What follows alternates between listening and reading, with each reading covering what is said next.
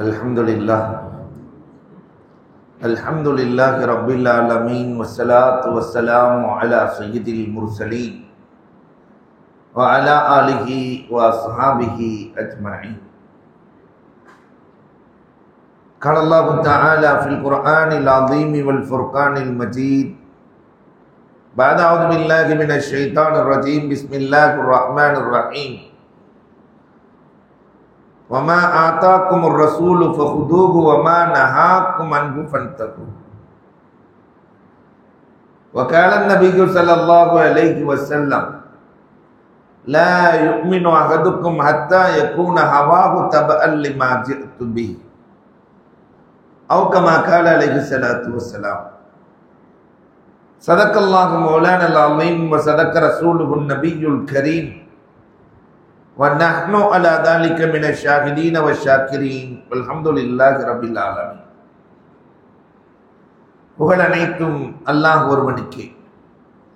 சாந்தியும் சமாதானமும் கண்மணி ரசூலுல்லாஹி ஸல்லல்லாஹு அலைஹி வஸல்லம் அவர்களின் மீதும் அவர்களை பின்பற்றிய உத்தம சத்திய சஹாபாக்கள், தாபிஈன்கள், தபஅத் தாபிஈன்கள், சுகதாக்கள், சாலிஹீன்கள், நாதாக்கள், நல்லவர்கள், குறிப்பாக நம் அனைவரின் மீதும் அல்லாஹுவின் சாந்தியும் சமாதானமும் என்றென்றும் நின்று நிலவட்டுமாகுக. சிறப்பான இந்த ஏற்பாட்டை, ஒற்றைப்படை இரவுகளை நல்ல விஷயங்களை கேட்கவும் அமல் செய்யவும் ஏற்பாடு செய்திருக்கிற இந்த நிர்வாகத்தினுடைய தலைவர், செயலாளர், பொருளாளர் உள்ளிட்ட நிர்வாகிகளுக்கும், துடிப்புமிக்க ஆளிமாய் செயல்பட்டு கொண்டிருக்கிற பள்ளியினுடைய இமாம் கண்ணியத்திற்குரிய முகமது இஸ்மாயில் ஹசரத் அவர்களுக்கும், எனக்கு முன்னால் அழகான உரை நிகழ்த்தி ஜகாத்தை பற்றிய விழிப்புணர்வை ஏற்படுத்திய கோவை மாவட்ட ஜமாத் உலமா சபையினுடைய தலைவரும் அன்பு நண்பருமான அப்துல் மாலிக் செயலாளர், கோவை மாவட்டத்தினுடைய செயலாளர் அப்துல் மாலிக் சிராஜி ஹசரத் அவர்களுக்கும், அழகான குரலில் கீதம் இசைத்த அருமை நண்பர் முகமது இப்ராஹிம் உலூமி ஹசரத் அவர்களுக்கும், வருகை தந்திருக்கிற உலமா பெருமக்கள், ஆன்றோர்கள், சான்றோர்கள், உங்கள் அத்துணை பேர்களுக்கும் இஸ்லாத்தின் காணிக்கையான சலாத்தினை பதிலை எதிர்பார்த்து சொன்னவனாக, ஏன்னா இந்த நேரம் பதிலை வராத நேரம், என் வார்த்தைகளை துவக்குகிறேன். அஸ்ஸலாமு அலைக்கும் வரஹ்மத்துல்லாஹி தஆலா வ பரக்காத்துஹு. அன்னலாரின் வாழ்வியல் பாடங்கள் என்று ஒரு தலைப்பின் கீழே எப்படி பெருமானார் வாழச் சொன்னார்கள், நாம் எப்படி வாழ்கிறோம் என்பது குறித்த தகவல்களை உங்களிடத்திலே பகிர்ந்து கொள்ள ஆசைப்படுகிறேன். நீண்ட நேரம் பேச மாட்டேன் என்ற உத்தரவாதத்தோடு இன்ஷா அல்லாஹ் 1:35 முடிச்சுக்கலாம். அப்ப அன்புக்குரியவர்களே, பெருமானார் ஸல்லல்லாஹு அலைஹி வஸல்லத்தினுடைய வாழ்க்கை முழுவதும் இந்த உம்மத்திற்கான பாடம்.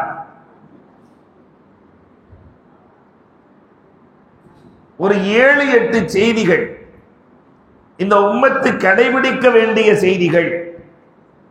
அதில் முதலாவது, பெருமானார் வாழ்ந்த காலம் முழுக்க பாசிட்டிவ் சிந்தனையோடு வாழ்ந்தார்கள். பெருமானார் எதிர்மறை சிந்தனை கொண்டவர்கள் அல்ல.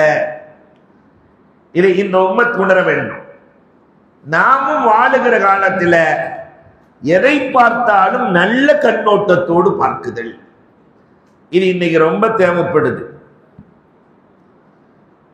நல்ல கண்ணோட்டம் என்பது இன்றைக்கு சமீப காலமாய் கணவன் மனைவியை பார்ப்பது இல்லை நல்ல கண்ணோட்டத்தோடு.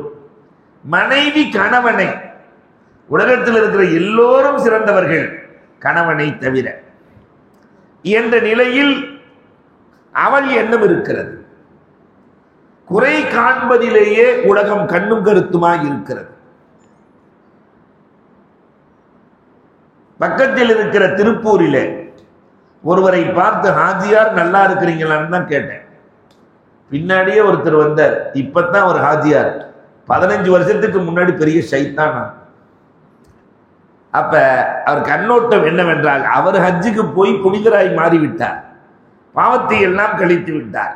இன்னும் அவரை இவர் பார்க்கிற பார்வை எப்படித்தான் பார்க்கிறார்? ஷைத்தானாகத்தான் பார்க்கிறார். இந்த பார்வை மாற வேண்டும் என்று மார்க்கம் சொல்கிறது. பெருமானாரின் பார்வை எப்படி இருந்தது தெரியுமா? ஷைபத் இப்னு உஸ்மான்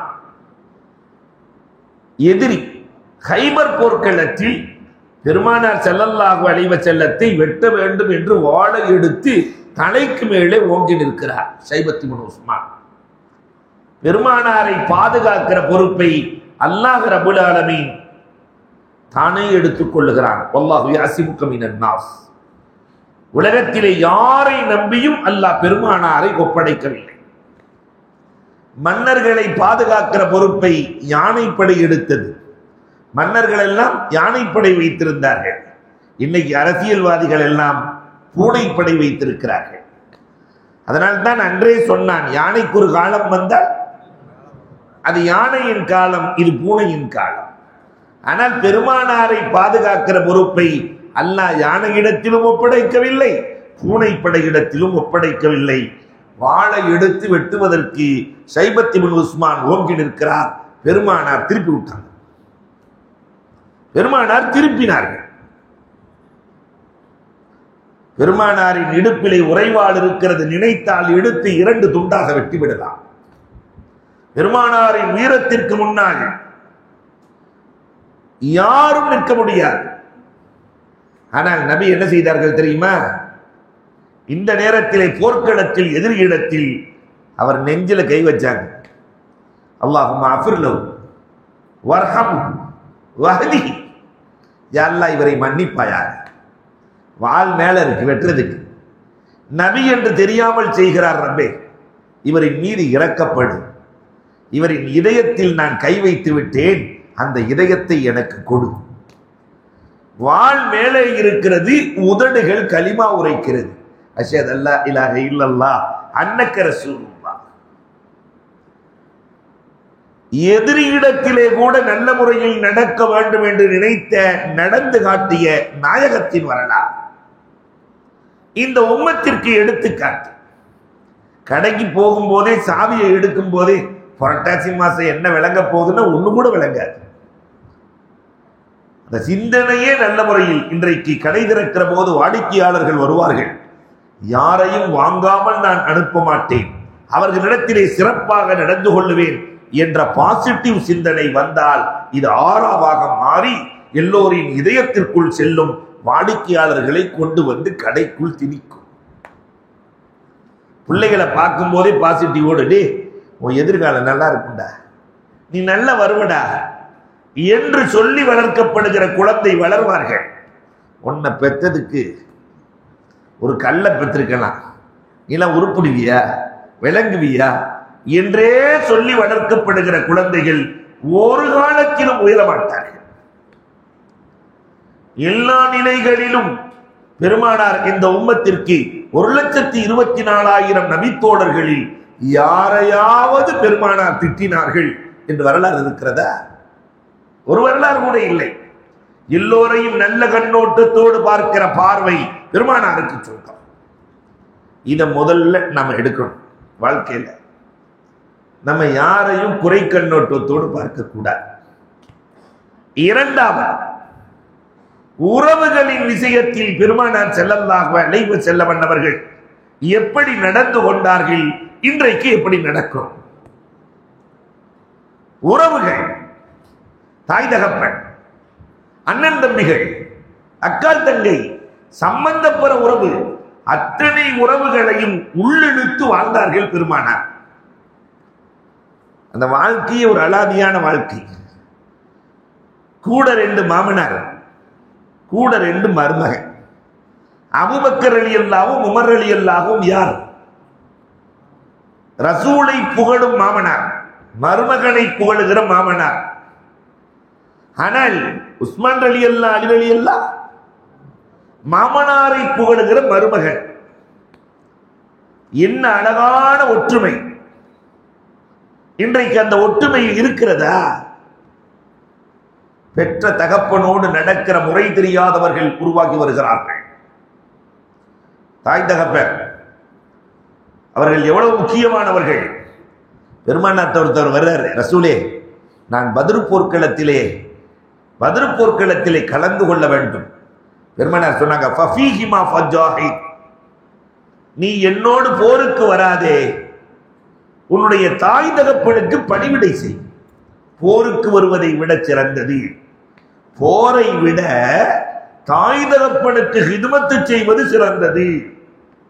ஆனா இன்னைக்கு என் பிள்ளை ஜப்பான்ல இருக்கு, என் பிள்ளை ஆஸ்திரேலியாவில் இருக்கு, என் பிள்ளை அமெரிக்காவில் இருக்கு, இது என்ன பெருமையா?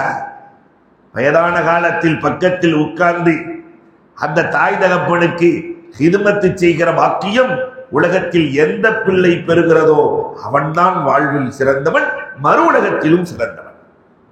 சும்மா டிவியில் அப்படி பார்த்துக்கிட்டு செல்போன்ல பார்த்துக்கிட்டு டேட் நல்லா இருக்கிறீங்களா, இந்த பிள்ளைகள் என்ன உயர்ந்தவர்களா சிறந்தவர்களா? மார்க்கம் ஒரு காலத்திலும் அங்கீகரிக்கவில்லை. தாய் தகப்பன் யார்? பெருமானார் இன்னொரு ஹதீஸ், ரொம்ப ஆழமான ஹதீஸ், மன் ஃபல்லல ஜௌஜத்தஹு அலா உம்மிஹி, யாராவது ஒரு ஆளு என் மனைவி எங்க அம்மாவை விட டாப், என் மனைவியின் சிந்தனை எங்க அம்மாவோட டாப் என்று நினைத்தாலே அல்லாவின் சாபமும் மலக்குகளின் சாபமும் உண்டாகட்டும் என்றார்கள் பெருமானார். ஒரு காலத்திலும் மனைவி தாய்க்கு நிகராக முடியாது, ஒரு காலத்திலும் நிகராக முடியாது. தாய் தகப்பனுக்கு நிகராக யாரையும் மார்க்கம் வைத்து பார்க்கவில்லை. ஆனால் சமீப காலமாக இன்றைக்கு திருமணம் முடித்தவுடன் தனி குடித்தனம் செல்ல வேண்டும், தாய் தகப்பனை பாரமாக நினைக்கிற சமூகமாய் இந்த சமூகம் உருவாகி வருகிறது. இல்லைன்னு சொல்றதுக்கு இல்லை, அல்லாமா துல்ஃபிகார் எழுதுறாரு, அந்த தாயின் பாசம் எவ்வளவு, தகப்பனின் நேசம் எவ்வளவு. அல்லாமா துல்ஃபிகார் நடந்த வரலாற்றை எழுதுகிறார்கள். ஒரே பையன், கல்யாணம் பண்ணி வச்சுட்டாங்க, 2 மாசம் கூட ஆகல, தனி குடித்தனம் வேண்டும் என்று கேட்கிறாய். தகப்பனார்ட்ட வந்து பையன் சொல்றாரு, பாப்பா படிக்க வச்சு நீங்க தான் பொண்ணை பார்த்து கட்டி வச்சீங்க, ஆனா அவ தனி குடித்தனம் வேணும்னு கேட்கிறா, என்ன செய்யட்டும் வாப்பா? உலகத்தில் இருக்கிற எல்லா வாப்பாக்களும் ஒன்றுதான், ஒரே வார்த்தை தான் சொல்லுவாங்க, டே நீ எங்க இருந்தாலும் நல்லா இருக்கணும், எங்க போய் நல்லா இருற, நீ நல்லா இருற, நீ கண்குளிர்ச்சியாக நன்றாக இருப்பதை பார்க்க வேண்டும் நாங்கள், அவ்வளவுதான், நல்லா இருக்கு. அனுப்பிச்சு வச்சாச்சு. ஜித்தாவிலே வேலை கிடைக்கிறது. ஜித்தாவிலே 12 ஆண்டுகள் தொடர்ந்து ஹஜ்ஜுக்கு போகிறார், 12 வருஷம். ஆனா இடையிலே தகப்பனாரின் மரணம் வரல, தாயார் உடல்நிலை சரியில்லாமல் இருக்கிறார்கள், கண்டும் காணாமலும் இருக்கிறார், கண்டுகள்ல. ஆனா தொடர்ந்து 12 ஹஜ்ஜி, வருஷம் வருஷம் ஹஜ்ஜுக்கு போயிடுறார். ஒரு நாள் 12வது ஹஜ்ஜில முஸ்தலிஃபாவிலே உறங்குகிற போது ஒரு கனவு கண்டார். ஓ ஹஜ்ஜெல்லாம் நாசமா போச்சுன்னு கனவு கண்டார். இல்ல துக்குபலு ஹஜ்ஜத்துக், ஹஜ்ஜெல்லாம் ஏற்றுக்கொள்ளப்படலை. அப்பதான் உலமாக்கள்கிட்ட போய் கேட்டார், இதுக்கு என்ன விளக்கம்னாரு, உறவை முறித்து வந்திருக்கிறாய் போல் தெரிகிறது, உறவோடு போய் சேர்ந்து கொள். 12 வருஷத்துக்கு பின்னாடி அம்மாவை பார்க்க வர்றாரு. அப்பதான் ஞான உதயமாகி இப்படி செஞ்சிட்டமேன்னு அம்மாவை பார்க்க வர்றாரு.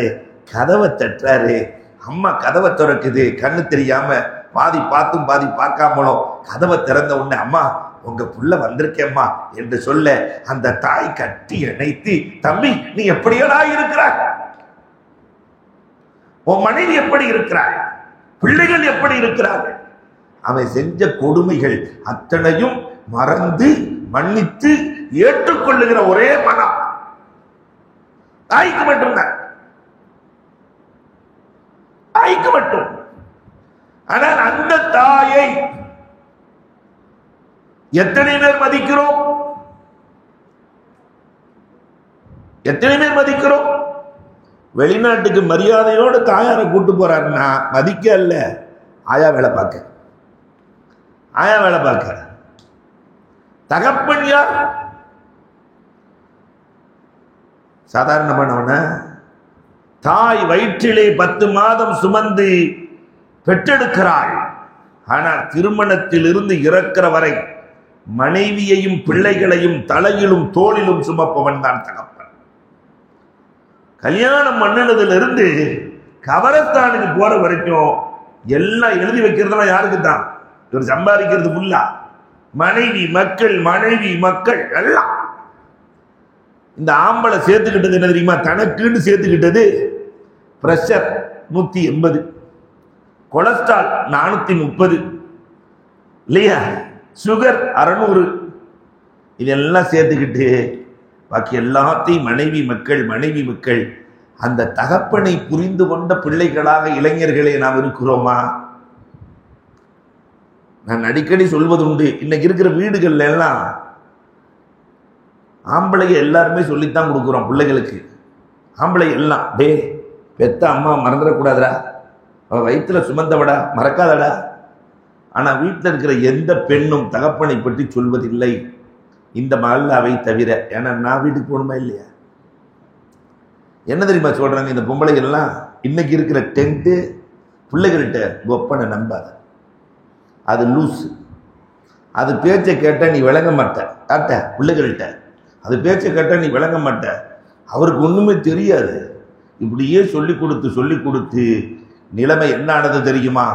60 வயதிற்கு மேலே இருக்கக்கூடிய பெரியவர்கள் எல்லாம் வீடுகளில் அனாதைகளாயிருக்கிறார்கள். பக்கத்தில் அமர்ந்து பேசுகிற பிள்ளைகள் இல்லை. எங்க வாப்பாக்கு எதுவுமே தெரியாது. அவர்கிட்ட பேசுறதை விட பேசாம இருக்கிறது சிறந்தது. அவர் பட்ட தழும்புகள், அவள் பட்ட காயங்கள், வாழ்க்கையில் அவர் பட்ட கஷ்ட நஷ்டங்கள், அதுல இருந்தெல்லாம் என் புள்ள காப்பாற்றப்பட வேண்டும் என்று நினைப்பாரே, அவருடைய நினைப்புக்கு மரியாதை கொடுக்க வேண்டாம்? அந்த நினைப்பை மதிக்க வேண்டாமா? மதிக்கிற பிள்ளைகள் இல்லை. வருகிற காலத்தில் இளைஞர்களே ஒன்றை எழுதி வைத்துக் கொள்ளுங்கள், தாய் தகப்பனை மதிக்காமல் வாழ்க்கையில் உயர்ந்தவனும் இல்லை, தாய் தகப்பனை மிதித்து வாழ்க்கையில் சிறந்தவனும் இல்லை. பெற்றோர்கள் நலனில் அக்கறை எடுக்கிற பிள்ளைகளாய் மாறி போக வேண்டும். இன்னைக்கு சமூகத்தில் இது ரொம்ப குறைஞ்சு போயிருக்கு. இதை போல உறவுகளை குறித்து பேசுகிற போது ஒட்டாத உறவுகள். இன்னைக்கு நிறைய உறவுகளுக்குள்ள சண்டை, எங்க பார்த்தாலும் சண்டை. நமக்கு எத்தனை சொந்தம் இருந்துரும் நினைக்கிறீங்க? மீறி போனா ஒரு 10 சொந்தம் சுத்தி அந்த 10 சொந்தங்களையும் இணைத்து வாழ்பவன் சிறந்தவன் மார்க்கம் சொல்கிறது. பெருமானார் ஸல்லல்லாஹு அலைஹி வஸல்லம் கடைசியா பேசுனது இதுதான். கடைசியா ஹஜ்ஜத்துல் வதாவிலே பெருமானார் சொன்ன வார்த்தை என்ன தெரியுமா? 90,000 நபித்தோழர்கள் எல்லாத்தையும் உட்கார வச்சுட்டு பெருமானார் 90,000 பேரை பார்த்து கேட்டாங்க, உறவை முறித்த யாராவது இருக்கிறீரான்னு கேட்டாங்க. 90,000 பேர்த்துல ஒரே ஒருத்தர் தான் எந்திரிச்சார். நான் எங்க மாமனார்ட்ட பேசுறது இல்லைன்னார். மாமனார்ட்ட பேசுறது இல்லை. பெருமானார் பேசிக்கொள்ளுங்கள் என்றார்கள். மாமனார் முந்திக் கொண்டார். மருமகன்ட்ட வந்து தம்பி மன்னிச்சிருங்கன்ட்டார். மாமனார் முந்திக் கொண்டார். அன்னையில இருந்து இன்னைக்கு வரைக்கும் மாமனார் தான் முந்திக் கொள்கிறார். மருமையை எப்பயுமே நெஞ்சு நிறுத்திருப்பார். அவ்வளவு சீக்கிரம் இறங்கி வரமாட்டார். பெருமானாரின் கண்களில் கண்ணீர். அல்லாஹ்விடத்திலே பேசினார்கள், ரப்பே உன்னை சந்திக்க நான் தயாராகிவிட்டேன், மௌத்துக்கு ரெடி. எந்த நிலையில் தெரியுமா? என் உம்மத்தில் ஒருவர் கூட உறவை முறித்தவர் இல்லை. இல்லை. இன்னைக்கு சொல்ல முடியுமா? இந்த மாதிரில இருக்கிற கொஞ்சம் பேர் இதை எடுத்துட்டு போகணும். அதுக்காகத்தான் சொல்றேன். துவாக்கள் கபூலாக வேண்டுமா? உறவுகளோடு சேர்ந்து கொள். வயது அதிகமாக வேண்டுமா? உறவுகளோடு சேர்ந்து கொள். ரிஸ்க் அதிகமாக வேண்டுமா? உறவுகளோடு சேர்ந்து கொள். அல்லாஹு அக்பர். எவ்வளவு அழுத்தமான ஆழமான உறவை அல்லாஹ் வழங்கி இருக்கிறான். ஆனால் அந்த உறவுகள் விஷயத்தில் இன்றைக்கு இந்த வாழ்வியல் பிரச்சனை பெரும் பிரச்சனையாக இருக்கிறது. அண்ணன் தம்பி உறவு எவ்வளவு அற்புதமான உறவு! அல்லாஹ் கொடுத்திருக்கிற உறவுகளிலேயே சிறந்த உறவு ஹன்சா. ரசூலுல்லாஹ் கேட்கிறாங்க ஹன்சாட்ட, அம்மா உங்கள் குடும்பத்தில் 3 பேர்கள் சிறைபிடிக்கப்படுகிறார்கள் என்று வைத்துக் கொள்ளுங்கள். குடும்பத்தில் 3 பேர்கள், கணவனும் சிறைபிடிக்கப்படுகிறான், பிள்ளையும் சிறைபிடிக்கப்படுகிறது, சகோதரனும் சிறைபிடிக்கப்படுகிறான்.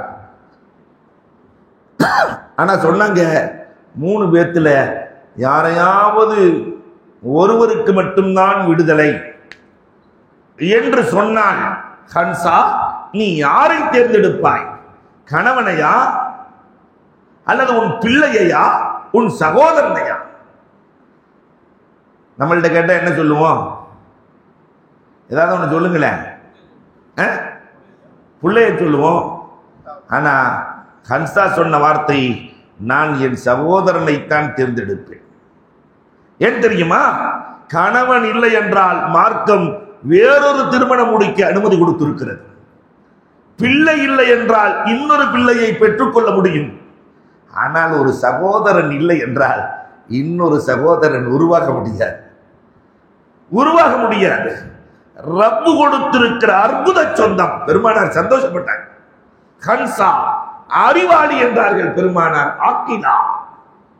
அப்ப இந்த சகோதர உறவு இன்னைக்கு எப்படி இருக்கு தெரியுமா? கல்யாணத்துக்கு முன்னாடி அண்ணன் தம்பி அவ்வளவு சந்தோஷமான ஒற்றுமை. நான் கண்ட செய்தியையே உங்களுக்கு சொல்லுவேன்.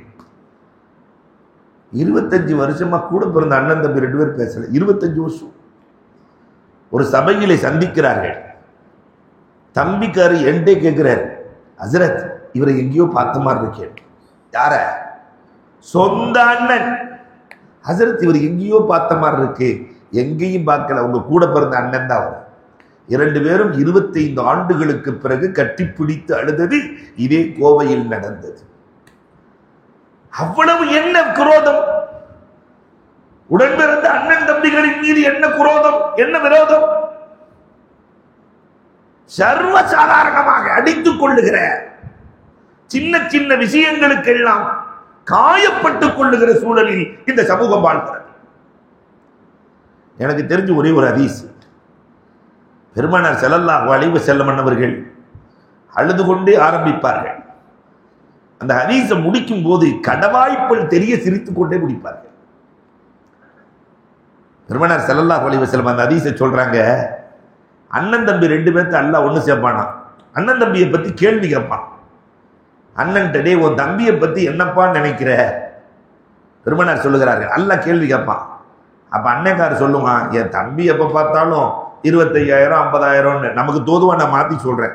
20,000 25,000 50,000 கடை வாங்கிட்டே இருப்பார். அப்பே திரும்ப என் தம்பி கொடுத்ததே இல்லை. அப்பே அண்ணன் அல்லாட்ட புகார் செய்வார். பெருமானார் ஸல்லல்லாஹு அலைஹி வஸல்லம் இப்படி நினைக்கிற அண்ணன் என் உம்மத்தில் இருப்பார். அல்லாஹ் கேட்பான், அதுக்கு என்ன செய்யலாம்னு நினைக்கிற? அல்லாஹ் இங்க காசை வாங்கி என்ன செய்வேன்? அதனால என் தம்பியினுடைய நன்மையை எல்லாம் வாங்கி வாங்கி கொடுறப்பே. தம்பியின் நன்மையை பறிக்க நினைக்கிற அண்ணனை பார்த்தீர்களா? பெருமான் அந்த ஹதீஸ் தொடரும். அல்லாஹ் சொல்லுவான், உன் தம்பி வெறும் பேப்பரா வந்திருக்கிறான், வெத்து பேப்பர், ஒரு நன்மை கூட உன் தம்பிக்கு இல்லை. அல்லாஹ்வுக்கு அண்ணன் ஐடியா கொடுப்பாரு, பரவாயில்லை ரப்பே, என் தீமை எல்லாம் எடுத்து என் தம்பி மேல சுமத்தி அவனை நரகத்துக்கு அனுப்பிச்சு என்ன சொர்க்கத்துக்கு அனுப்பிச்சு. பெருமானார் தேம்பி தேம்பி அழுகிறார்கள். தம்பியை நரகத்திற்கு அனுப்பிவிட்டு சொர்க்கம் செல்ல நினைக்கிற அண்ணனை பார்த்தீர்களா? என் உம்மத்தில் இருப்பார்கள். அல்லாஹ் சொர்க்கத்தை சுத்து காட்டுங்க அம்மா அண்ணனுக்கு. அண்ணன் சொர்க்கத்தை அப்படியே சுத்தி வருவார். பார்த்தா 72,000 அறைகளை கொண்ட மாளிகை. இதுவரைக்கும் உலகத்துல இப்படி கட்டப்படல.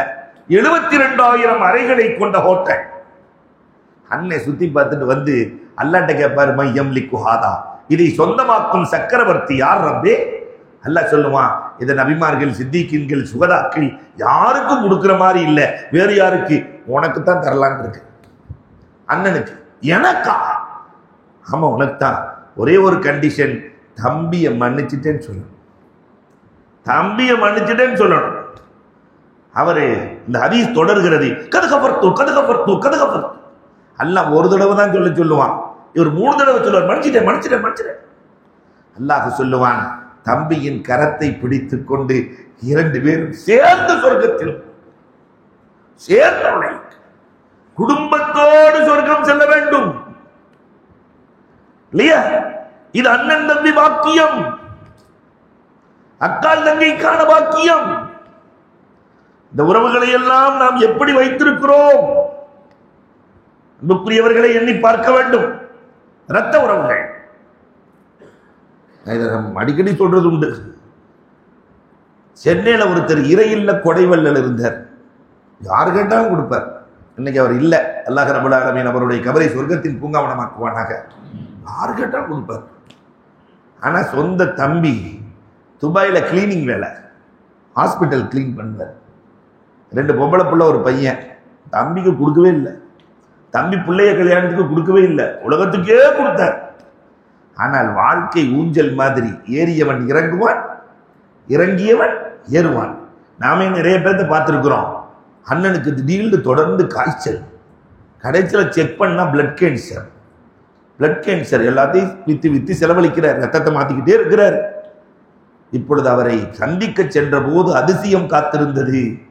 உலகத்துக்கே கொடுத்தாரு, அவங்க யாருமே அவர் பக்கத்துல இல்லை. அவருக்கு சொந்த தம்பி தான் பணிவிடை செய்து கொண்டிருந்தார். பார்த்த உன்ன 2 பேருமே அழுதாங்க. அண்ணனும் அழுதாரு, தம்பி அழுதாரு. அவர் சொன்னது இன்னமும் நினைவில் இருக்கிறது. 15-17 வருஷம் ஆச்சு. அவர் சொன்ன வார்த்தை என்ன தெரியுமா? ஹசரத், அண்ணங்கார் சொல்றாரு, ஹசரத் அன்னைக்கு நிறைய பணம் இருந்துச்சு, என் தம்பிக்கு கொடுக்கணும்னு மனம் இல்லை. நிறைய பணம் கட்டுக்கட்டா கொடுத்தேன்.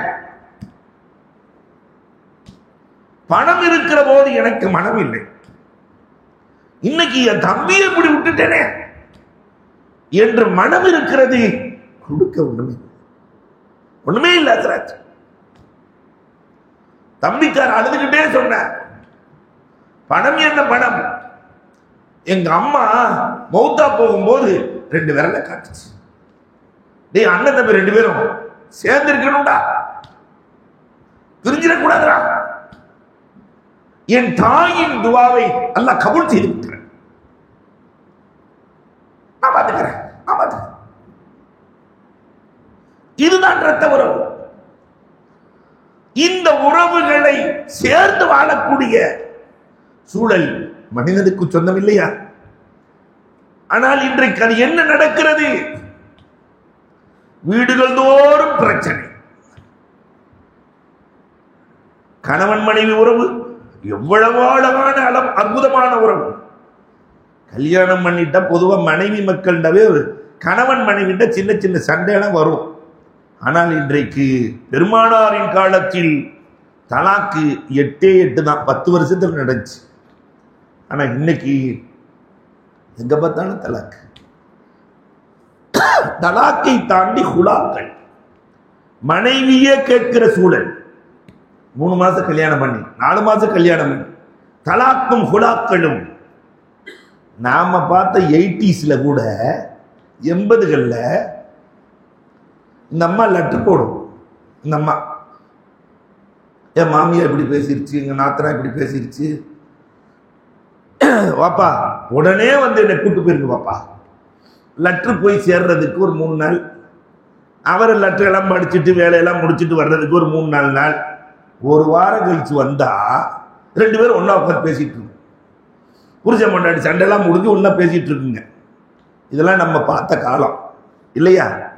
அவர் தகப்பனாரு அந்த புள்ள சொல்லும், தகப்பனாரை பார்த்து, என்ன வாப்பா சொல்லிக்காம வந்துட்டீங்களேன்னு. அடக்கழுத, போன வாரம் நீதான லெட்டர் போட்ட, லெட்டர் போட்டுறதே மறந்துடும். இது நம்ம பார்த்த காலம். இன்னைக்கு அப்படிலாம் இல்லை. செல்போனை ஸ்டார்ட் பண்ணிட்டு தான் சண்டையே ஸ்டார்ட் ஆகும்.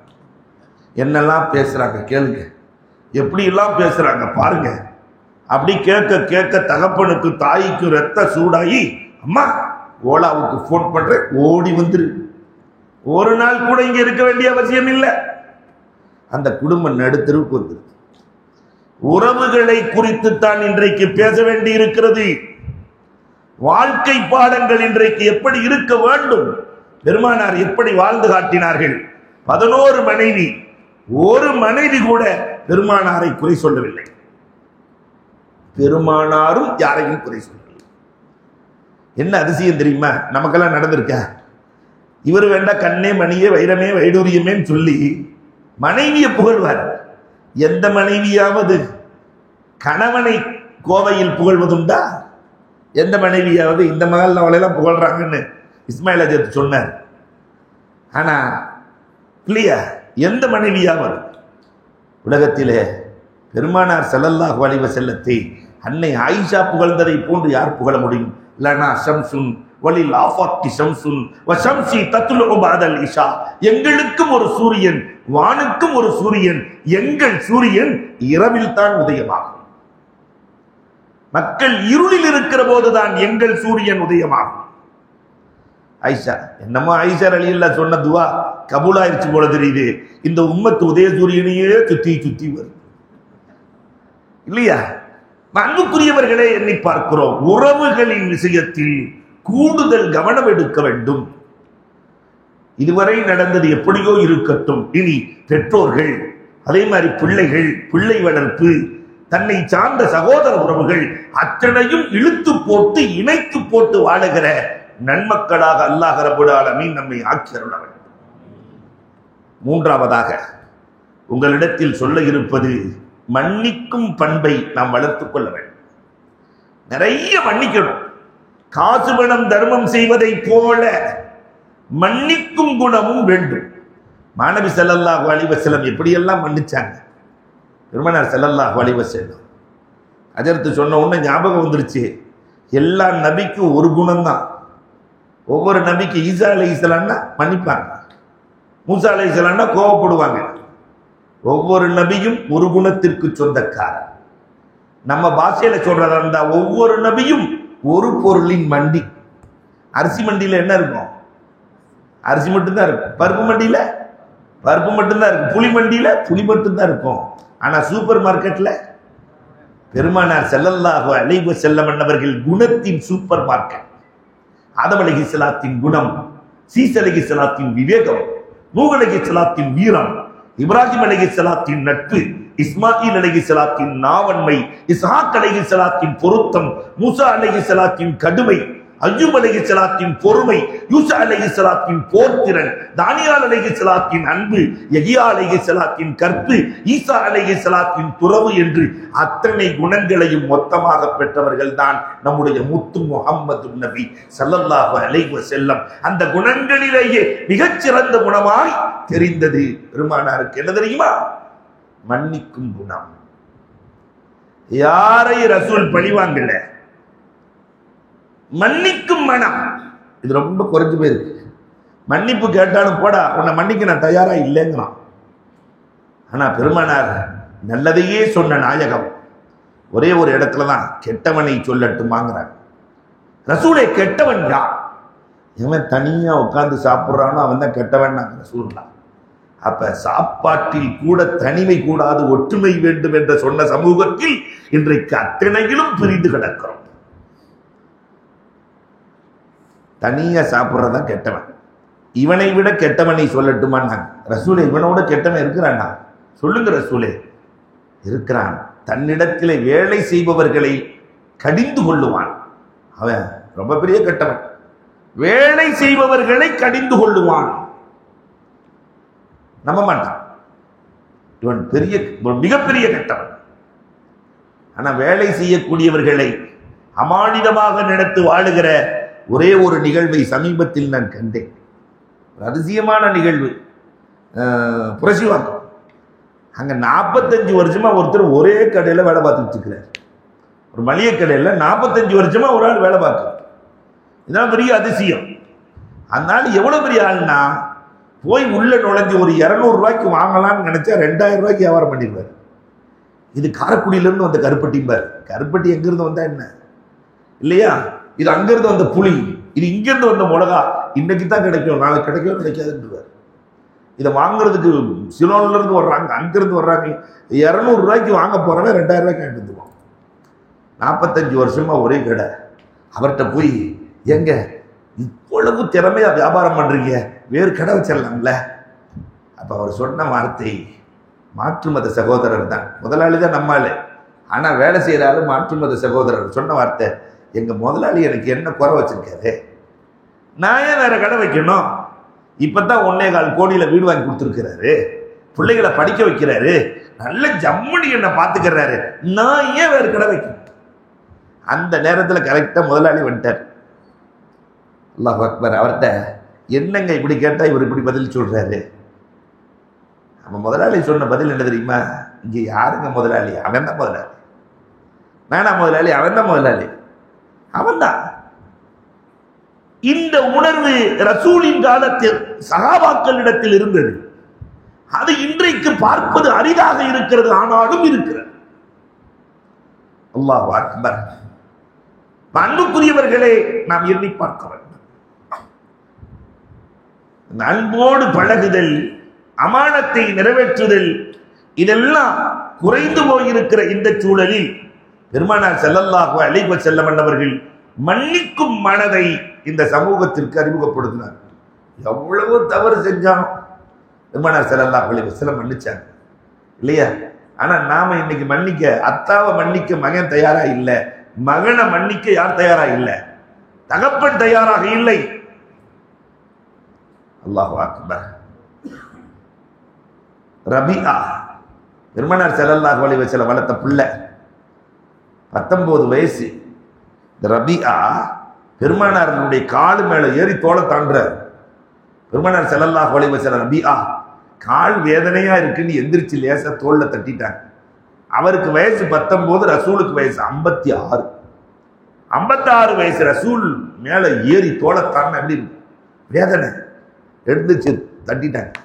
மாலை நேரத்திலே பெருமானார் ஸல்லல்லாஹு அலைஹி வஸல்லம் ரபிஆவின் வீட்டுக்கு செல்கிறார்கள். கதவை தட்டுகிறார்கள். ரபிஆவே வந்து திறக்கிறார்.